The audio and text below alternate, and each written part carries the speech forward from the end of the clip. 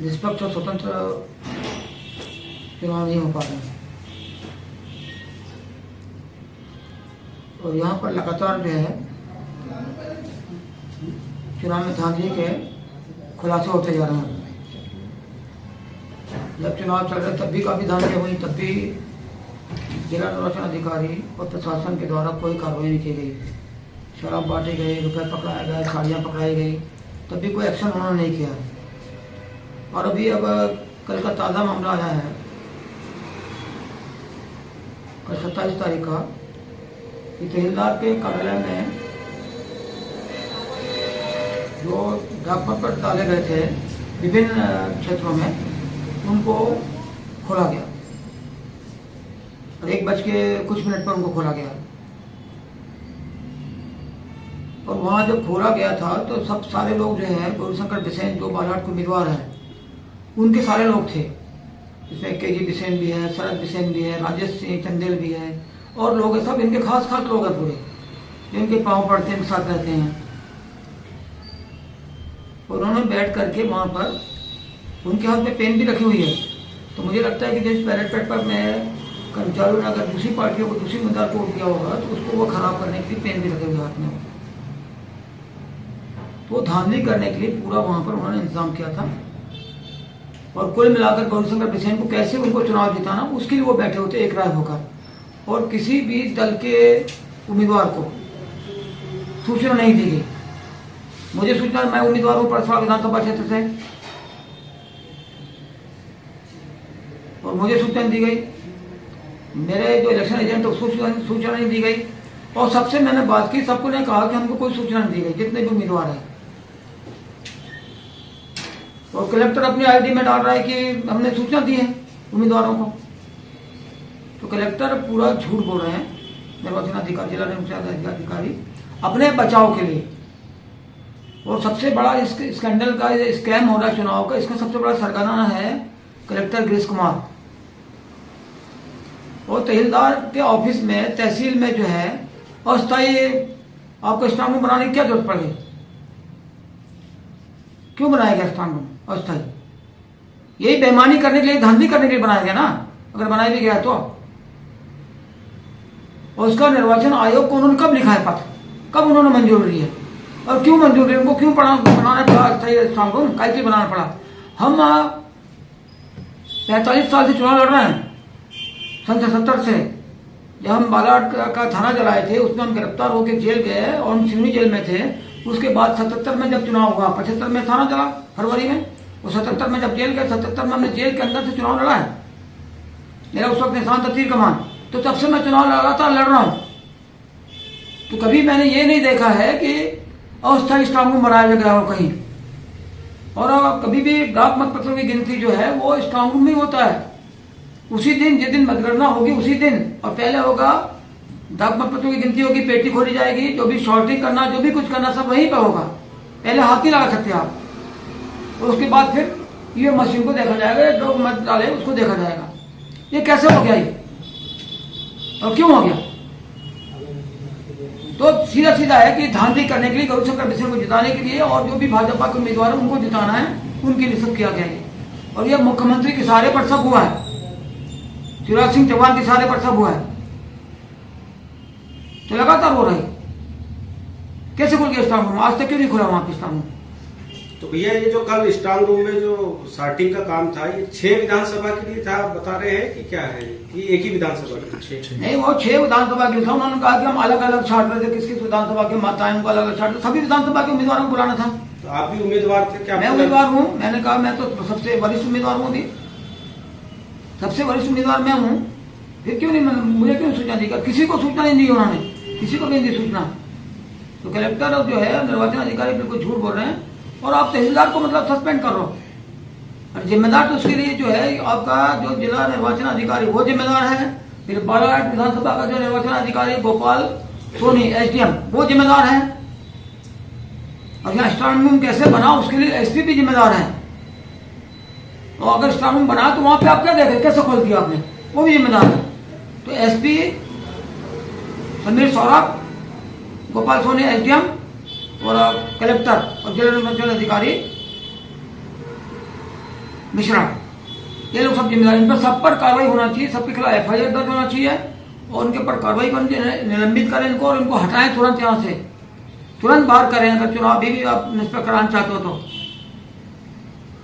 और उसमें जांच कराए, बड़ी जांच कराए तो इसमें आ जाएगा इनकी मोबाइल का भी कॉल डिटेल ले, कम से कम 2 महीने से इनका मोबाइल का डिटेल कॉल डिटेल है सभी का।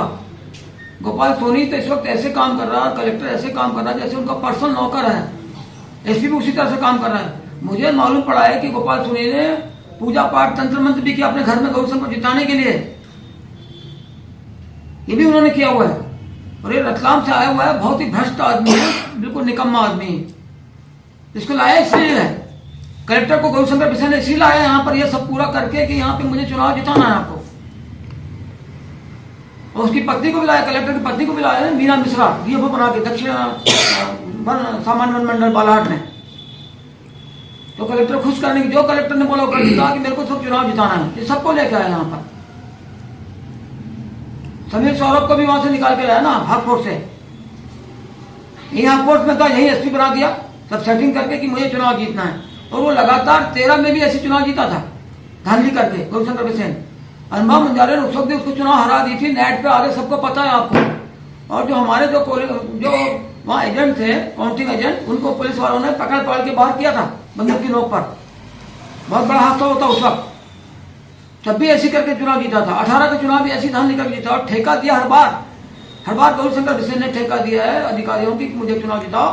और इस बार का भी ठेका उसका करीब करोड़ों का ठेका है। भी मेरे को जो जानकारी मिली कि 25 करोड़ का ठेका दिया था इस बार चुनाव जिताने का कलेक्टर को और अधिकारियों को। ये मनमानी है, ये लोकतंत्र है कोई। आज भी पॉलिटेक्निक कॉलेज में लाइट गोल होने की, और आज भी पॉलिटेक्निक कॉलेज में लाइट गोल हुई है। मुझे पहले से अंदेशा था, मैंने इसके पहले भी बोला हुआ है कि कैमरा को वो लोग बंद करेंगे, बंद करके धांधली करेंगे।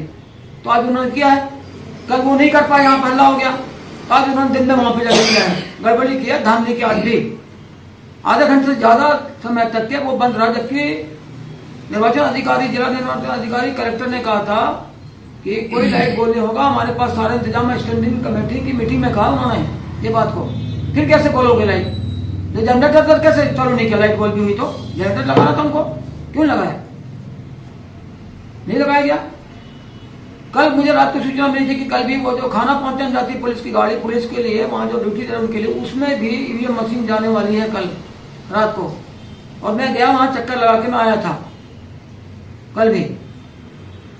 इसके बावजूद भी इतना सब पकड़ा गया, मीडिया में आ गया, सब आप लोगों ने देखा, जनता में चला गया, तब भी उनको डर नहीं है कि ये क्या होने वाला है। और बालाघाट जिले की जनता में बहुत आक्रोश है, बहुत गुस्सा इस बात को लेकर। कल का जो वीडियो वायरल हुआ है, जो लोगों में आया है, बहुत गुस्सा है उन्हें कि हमारा वोट हमने दिया है, वो वोट को वो गड़बड़ कर रहे हैं और जिसको हम नहीं चाहेंगे उसको जिता के लाएंगे, तो वो बर्दाश्त नहीं कर रहे हैं। ये हालत बालाघाट की भी है। और ये समझ लो कि मतगणना के दिन ये स्थिति बनी रहेगी कि खून खराबा होने की संभावना। लोगों में बहुत गुस्सा, बहुत आक्रोश है। कलेक्टर ने एक बयान दिया है कि मेरे को जानकारी नहीं थी कि यहाँ स्ट्रांग रूम में ऐसा खोला गया। अगर ऐसा बयान दिया कलेक्टर ने तो कलेक्टर को शर्म करना चाहिए उसको कि जिला निर्वाचन अधिकारी है, उसको ये नहीं मालूम है। उसको तो पहले सस्पेंड करना चाहिए, पहले उसके ऊपर मुकदमा डालना चाहिए पहले, और पहले जेल में डालना चाहिए कलेक्टर को। सबसे पहले जेल में डालना चाहिए कलेक्टर गिरीश कुमार। अगर ऐसे बोल रहा तो वो कलेक्टर के लायक भी बचा क्या? ऐसा आदमी कलेक्टर के लायक है? जिला निर्वाचन अधिकारी बोल रहा है कि मुझे मालूम नहीं है। ये तो बहुत बड़ा अपराध है और ये गंभीर बात है। और अपनी ID में डाला उन्होंने कलेक्टर ने कि मैंने सबको सूचना दे दिया और सब उम्मीदवारों को बुलाया मैंने और सबको खबर दी। उसके बाद में बोला कौन उम्मीदवार गया वहां? कोई भी नहीं। बाद में पंचनामा बनाया, पूरा फर्जी बनाया है। जिसने भी साइन किया कोई उनका डेजिग्नेशन लिखा है तो कौन SDM है, कौन अधिकारी है, कौन है, क्या है, बस दस्तखत कर दी, खत्म। वो जो 2 लोगों के जो उन्होंने नाम लिखा है कोई कांग्रेस पार्टी के लोगों का, तो वो लोग तो बाद में गए हुए हैं। सारा खेल उन्होंने कर लिया, जब जाकर तो बाद में गया कि हमने खोला और ये देखा, ये किया, वैसे लिख लिया। वो तो बाद में क्या, हल्ला होने के बाद। उनको बुलाया कहाँ है? अगर बुलाया कलेक्टर ने किसी मोबाइल निर्वाचन अधिकारी ने किसी बुलाया, या ये जो आपका बालाघाट विधानसभा का जो अधिकारी इसने बुलाया निर्वाचन अधिकारी ने, गोपाल सोनी, तो मोबाइल से अगर बुलाया अगर बताया ना मोबाइल से कब बुलाया, जांच करो इसके मोबाइल की। अगर लेटर लिखा तो लेटर बताया ना किसको किसको मिला लेटर, कहाँ उनके पास पावती कहाँ है। और ID से बोल रहा है कि हमने डाला करके, ये ID हमारे पास में है।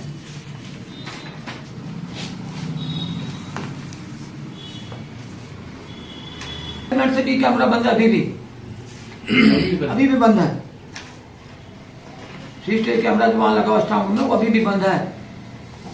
और ये देखिए कलेक्टर ने ये अपनी ID में जो अब जो पोस्ट डाला है इसने घबराहट में तब बात कर दी तब ये उसने पोस्ट डाला है कि आके हमने सबको दिखा दी है।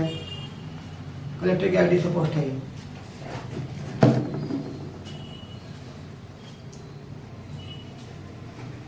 इसकी जांच होना चाहिए ना। इतना झूठा और इतना निर्लज्ज और इतना बेशरम अधिकारी और इतना भ्रष्ट अधिकारी हमने कभी देखा नहीं।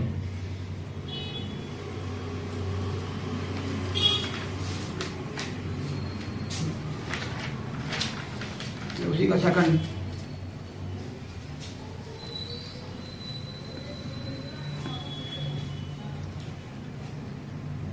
जा रही। आज भी मुझे मालूम पड़ा है, अभी मेरे कार्यकर्ता ने बताया कि टिटवा के पास में 4 पुलिस गाड़ी गई थी और उसमें 2 सफारी थी, 2 आपका ये जो बोलेरो गाड़ी, और वहां भी कुछ ये कर रहे थे तो लोग वहां पे आ गए तो 2 गाड़ी उधर भागी लामता साइड पे और 4 गाड़ी पुलिस की और 2 सफारी गाड़ियां इधर भागी बालाघाट। तो उसमें भी कोई मशीनों का कुछ हेरा फेरी कर रहे थे वो, लेकिन लोग बताने में डर रहे, वो खुल के सामने नहीं आ पा रहे हैं। अभी आज की बात है, ठीक अभी कम से कम ज़्यादा से ज़्यादा 2 बजे के बीच की बात है, 2 बजे के पहले की बात है। ये सब चल ही रहा अभी मतलब। तो इसलिए मेरा ये कहना होता है कि आप जो है ये बालाघाट जिले का पूरे चुनाव को कैंसिल करो। आप जिले का पूरा विधानसभा चुनाव कैंसिल करो, फिर से मतदान कराया जाए, तब यहाँ पे इसको चुनाव का इनको हटाकर कोई दूसरी एजेंसी आके चुनाव कराए यहाँ पर। ये मेरी मांग है। और मुझे लगता है मतगणना के दिन जो है अगर यही लोग रहे और ये जो एजेंसियां ये रहे तो मतगणना के दिन यहाँ पे खून खराब होगा, और हिंसा होगी। और अभी लोगों में बहुत गुस्सा है। मुझे ऐसा लग रहा है कि मेरी हत्या हो जाएगी मतगणना के दिन, और मेरे को लगता है कि मेरी हत्या हो जाएगी उस दिन। 3 तारीख मेरे लिए आखिरी दिन होगा और मैं ऐसा सोचता हूँ कि देश के लिए और लोकतंत्र को बचाने के लिए मेरी कुर्बानी भी हो जाए तो मुझे इसकी परवाह नहीं है। मगर ये बचना चाहिए, लोकतंत्र बचना चाहिए, देश बचना चाहिए। इतना ऐसा तो मैंने कभी देखा नहीं है। बालाघाट जिले के लोगों को तो मैं यही निवेदन करना चाहता हूँ कि आप डर को निकाल के फेंको, घर से निकलो, सड़क पे आओ और लोकतंत्र को बचाओ, देश को बचाओ। ये सबकी जिम्मेदारी आपके है। ऐसी क्या जानकारी है कि हत्या की आशंका व्यक्त कर रहे हैं? पक्का मेरा रिसर्च मेरा सूत्र है कि वहाँ पे अगर किसी ने आवाज उठाई कुछ किया उसके खिलाफ में तो वहाँ पर वो खुद ही वो कुछ भी कर सकते हैं और मेरे साथ वो मेरी हत्या कर सकते हैं, मार सकते हैं मेरे को। जानकारी के आधार पर मैं बोल रहा हूँ, मेरा जो सूत्र है उसी के आधार पर बोल रहा हूँ। जानकारी क्या है, मेरे को आभास हो रहा है, सब मैं देख रहा हूँ, सब चीजों को समझ रहा हूँ मैं लगातार, लेकिन मेरे को उसकी परवाह नहीं है। लेकिन किसी चीज की एक तरफ बालाघाट विधानसभा की जो कांग्रेस प्रत्याशी है अनुभा मुजारे जी, वो भी बोल रही है कि मेरे को भी गोली मार सकते हैं या गोली खाने के लिए मैं तैयार हूँ, मैं भी अपनी जान की बाजी लगा दूँ जिस तरह से लोकतंत्र की हत्या हो रही है। और वहीं दूसरी तरह आप भी कह रहे हैं, तो क्या वाकई लोकतंत्र की इस स्तर पे हत्या हो रही है कि इस तरह की नौबत भी आ सकती है? लोकतंत्र की हत्या कर रहे हैं तो हमको बचाने के लिए उसमें मतलब उसके लिए लड़ना पड़ेगा ना, चाहे हमारे उसमें प्राण चल जाए। अब अनुभा मुजारे बोल रही है, कांग्रेस की उम्मीदवार है, तो उनको लग रहा होगा ऐसा, इसलिए वो भी बोल रही है। मतलब मेरी उनसे कोई बातचीत नहीं उस मसले पे, ये बता दो आप साफ तौर से, कोई बातचीत नहीं मेरी मतलब। लेकिन अभी आप बता रहे हो, मैं सुन रहा हूँ कि ऐसी बात है। अगर वो सोच रही है तो वो भी अपना ठीक सोच रही है, परिस्थितियों के आधार, परिस्थिति के आधार पर सोच रही है। मैं परिस्थिति के आधार पर सोच रहा हूँ, ये बिल्कुल बता रहा हूँ। इसमें कोई ऐसी बात नहीं है कि हम लोगों की बात हो गई है, वो कुछ बोल रही है मैं भी बोल रहा हूँ, ऐसी बिल्कुल बात नहीं है। इतनी सी भी किंचित मात्र बात है। मैं तो आपसे सुन रहा हूँ इस बात को। मतलब निश्चित ही उस दिन ऐसा कुछ हो सकता है। हाँ, खुद भी हो सकता है, निश्चित ही खुद भी हो सकता है, खुद भी कर सकते हैं। क्योंकि मैंने 13 में इनको देख चुका ना, 13 में उन्होंने करने की कोशिश की थी। 2013 में जब अनुभा मुजारे 313 वोटों से जीत गई थी, नेट पे आ गया था, और तब इन्होंने हमारे जो एजेंट थे उनके एजेंट के जो ये लगे बैच लगे तो खींच के पुलिस वालों को बोल के खींच के फेंकवाया था एजेंट, और उनको धक्का मार के बाहर निकाल देते एजेंट को। अगर हम लोग वहां पे भिड़ते लड़ते तो उसी दिन हमारी हत्या हो जाती, उसी को गोली मार दी जाती। तो वो उसको भी मैं देख के वो प्रदर्शन मेरे सामने में, उसके बाद यहाँ लाठी चलवा दिया, लाठी चार्ज करा दिया, फिर उनको झूठे मामले फंसवा दिया। यहाँ भी मेरी हत्या करने की प्लानिंग थी मार के। तो मैं ये चीज को महसूस कर रहा हूँ, लेकिन हम लोग डरने वाले लोग नहीं है। हम तो जनता के लिए है हमारा जीवन, जितना कर दिया, मर भी जाए कोई बात नहीं है। करेंगे, लेकिन लड़ेंगे। लोकतंत्र को बचाना हमारा जिम्मेदारी है, देश को बचाना हमारी जिम्मेदारी है। ये भ्रष्ट बेईमानों को हम ऐसे नहीं कि मनमानी करना देंगे। भैया लोकतंत्र जितनी शक्ति है उसका मुकाबला करेंगे, हम रोकेंगे, उसको बचाने की कोशिश करेंगे हम उसको। अगर ये इलेक्शन कमीशन इनको नहीं हटाते और यही लोग अगर मतगणना तक रहे तो निश्चित तौर पर बालाघाट में बहुत बड़ी खूनी हिंसा हो जाएगी। तो उसकी जिम्मेदार रहेगा इलेक्शन कमीशन और जिले का प्रशासन। और मैं इस बात को लेकर के जो है अभी मैं भोपाल भी जा रहा हूँ, और वहां भी इस बात को इलेक्शन कमीशन मिलकर मैं दूंगा। और मैं भी सोचता हूँ हाईकोर्ट में भी मैं इसको डालो इफेक्ट लगाऊं। ये स्थिति बालाघाट में बनी हुई है, चुनाव फिर से कराऊंगा। पूरा धांधली ये कर चुके हैं, पूरी बेईमानी कर चुके हैं, हर क्षेत्र में कर चुके हैं। चुनाव रिस्पेक्ट बिल्कुल नहीं हुआ। ये बहुत ही गंभीर मसला है। इतना तो नंगा राज कभी देखा नहीं हमने, इतना कभी जैसा हम देख रहे हैं 20 बार भी खुलेआम। मतलब अभी भोपाल वो जो परसवाड़ा में जो मतलब रिटर्निंग अधिकारी परसवाड़ा का है, उससे हमारे एजेंट ने बात किया तो उसका कहना है कि भाई नहीं, हम तो 2 तारीख को जाएंगे यहाँ से पेटी, और 2 तारीख जाएंगे और हमारी पेटी ले जाएंगे और हमारी गाड़ी के पीछे आप भी गाड़ी लगाओ। उन्होंने कहा आप भी एक अपनी गाड़ी लगाना, हमारे पीछे चलना कि हम सही ले जा रहे हैं कि ले जा रहे हैं, कहीं रोकते रहे, कहीं कुछ करते रहे गड़बड़ी। और यहाँ पे नंगा ना छोड़े, यहाँ पे खुलवा रहे पेटी। या ये तीनों चारों अधिकारी जो जाना चाहिए, तो गोपाल जो एसडीएम है ये गोपाल सोनी और आपका एसपी कलेक्टर, ये तीनों को तुरंत यहाँ से हटाना चाहिए और सस्पेंड करके इन पे कार्रवाई करनी चाहिए। मात्र सस्पेंड नहीं, हटा के इन पे कार्रवाई करो आप।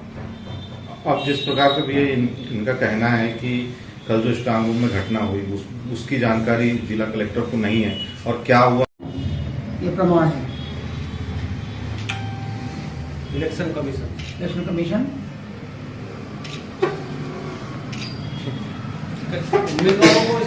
उम्मीदवारों को इसकी कोई देखो, ये बहुत बड़ा स्कैम है ईवीएम मशीन के साथ में, और वोटों की हेराफेरी करना, धांधली करने का, तो सब इसमें अधिकारी शामिल हैं। जिला निर्वाचन अधिकारी, बालाघाट विधानसभा के अधिकारी और सभी लोग शामिल इसमें हैं। अभी ये 13-14 तारीख को, नवंबर 13-14 को लगभग उन्होंने 100 ईवीएम मशीन को बदला है स्ट्रांग रूम खोल के, और बोला गया है कि ये खराब हो गई। तो इनको पता कैसे चला कि वहाँ खराब हो गई मशीन? जब इन्होंने एक बार सबको जांच पड़ताल करके और इंजीनियर से पूरा ओके कराया, और इन्होंने ओके करने के बाद वो मशीन वहाँ रखी है, फिर खराब कैसे, इनको कैसे मालूम पड़े खराब हो गई? एक सवाल ये है। तो इन्होंने ये मशीनों को निकाल करके और वहाँ पे धांधली की है। भाई कोई मशीनों में वोट डाल डूल के उन्होंने कुछ भी सेटिंग किया वहाँ पे। एक बात ये है। दूसरी बात ये सारे मामले की इसकी सीबीआई जांच होना चाहिए, और इनके जो सीबीआई जांच कराए और इसकी कॉल डिटेल ले कम से कम 2 महीने की। कलेक्टर देश कुमार, एसपी संजीव सौरभ और गोपाल सोनी एसडीएम, ये 3 लोगों की कॉल डिटेल लेनी चाहिए। और मैं फिर एक बार बताना चाहता हूँ आपको कि 3 तारीख को मतगणना के दिन अगर ये अधिकारी रहे, एसपी और कलेक्टर और ये सब लोग रहे, तो वहाँ पर खून खराबा ये करेंगे और मेरी हत्या वहाँ पर हो सकती है, और लोकतंत्र के लिए मैं कुर्बान हो जाऊँगा, देश को बचाने कुर्बान हो जाऊँगा।